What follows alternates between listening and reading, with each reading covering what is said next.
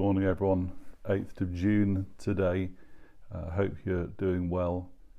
Just thought I'd record a video for the beginning of this week. It was great to see so many people being part of the Zoom services, gatherings yesterday. As we're scattered, we're still gathering. Lots of things said about the reopening of churches over the weekend, with a very late government announcement on Saturday that as of the 15th of June, then churches can begin to be open for private prayer. That leaves a whole load of questions and challenges about how to do that safely.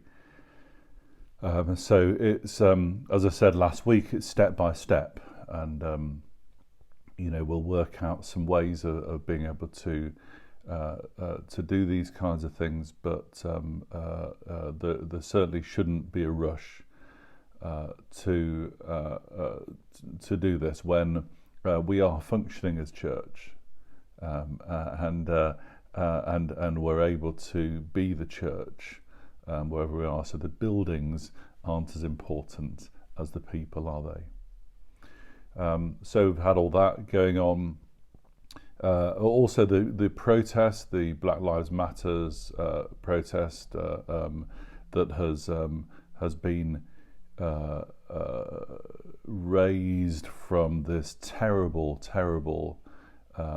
scene that we saw, recorded for us and put in right in front of us of George Floyd's terrible death, and I think that has captured the imagination and really caught people's attention, and it's become something of a worldwide phenomenon that there are these protests going on. Yes, it's challenging because we're also in coronavirus times and socially distanced times. But it's a cause that many people are feeling very passionate about, and rightly so, because we are we're looking at still something that isn't resolved in and amongst human beings, that we think everyone's equal, but some are more equal than others, as somebody once said. And so it raises massive challenges. I went down to the protest that was happening in the middle of Bridlington yesterday lunchtime. Very impressively organised, well organised, thoughtfully. There was appropriate social distancing. It was a very peaceful but strong demonstration. The demographic was interesting. There were lots of people who were young adults engaged. Do listen, watch out for and listen to the voice of that generation, the 20s, 30s, 40s generation, because as we listen to their voices and see their passions, I think we will hear God,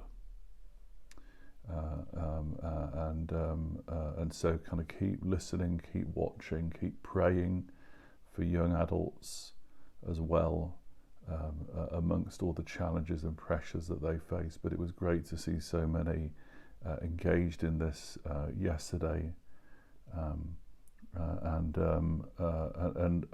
so we've got all that going on. Then we've got of course, the ongoing challenges of the coronavirus and the uncertainties, the confusions, the different bits of information, some misinformation.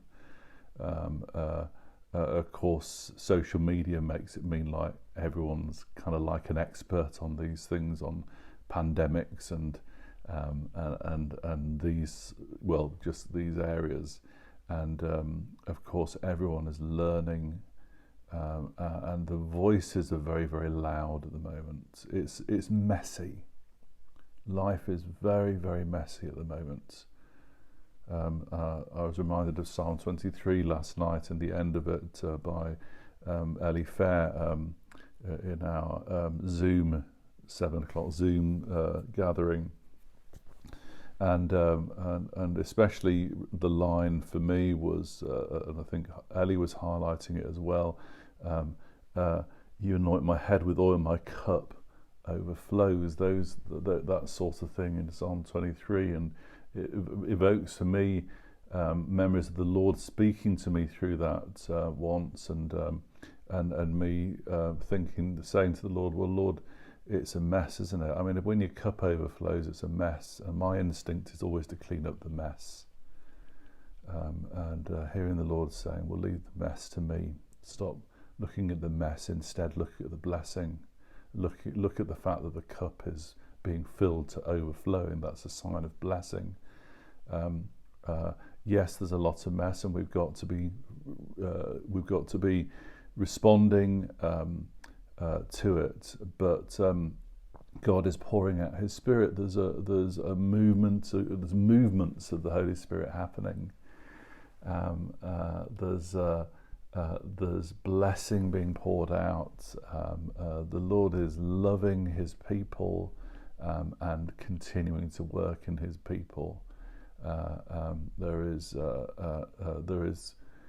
something good that God is doing, and we mustn't miss that amongst the mess of the circumstances around us. So I want to encourage you with that this morning. Focus on the blessing and less on the mess, even though the mess is obviously very important for us to take notice of, but focus more on the blessing.